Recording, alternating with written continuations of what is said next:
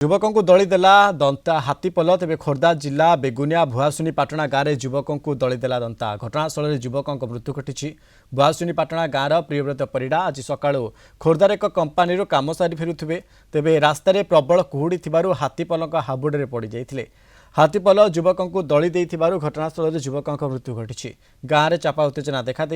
आज को 4 दिन हेब बेगुनिया समेत अट्री सरदापुर और भुआसुनी पाटणा आदि गाँ मानक हाथीपल उत्पाद करुछंती। तुरंत वन विभाग हाथीपल को स्थानांतर सह मृतकों परिवार को क्षतिपूरण देवाक दाबी कर स्थानीय लोके। आज को 4 दिन है हाथी आसिले एरिया को आमर आखपाख गाँव गोटे चाषीर 70 बस्ता धान खाइबा सहित एबे आज आम से सका पहुंचलु देखापी आज आसी खबर पाई आसिलु गोटे लोकटा को हाथी दलिकी पूरा चकटी मारी पाखरे जंगल से हाथी रोचे हाथी पूरा से लाश को जगिकी भी अच्छा वन विभाग कहार गोटे देखा दर्शन ना कि से कौन रेस्पॉन्सिबिलिटी नवा चाहू ना कि प्रशासन अधिकारी कहीं गोटे आसिक पहुंची ना जहाँ फल कि लोक मैंने बहुत चिंतित अच्छा भयभीत अच्छा सका जन आसते लाट्रिन करने बाहर को स्पट भाव में दंता हाथी मारी देती आम खोजी खोजी ब्याग तो खोजी खोजी घंटा पर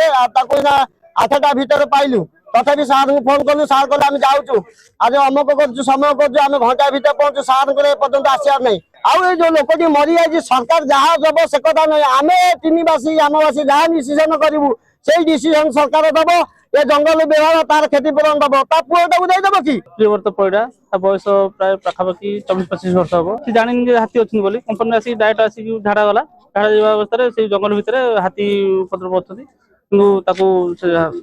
गाँव प्रतिक्रिया दाबी कर सरकार 20 लाख टका परिवार को दो से पिलाटी जेहेतु तार बाहागर ठीक होता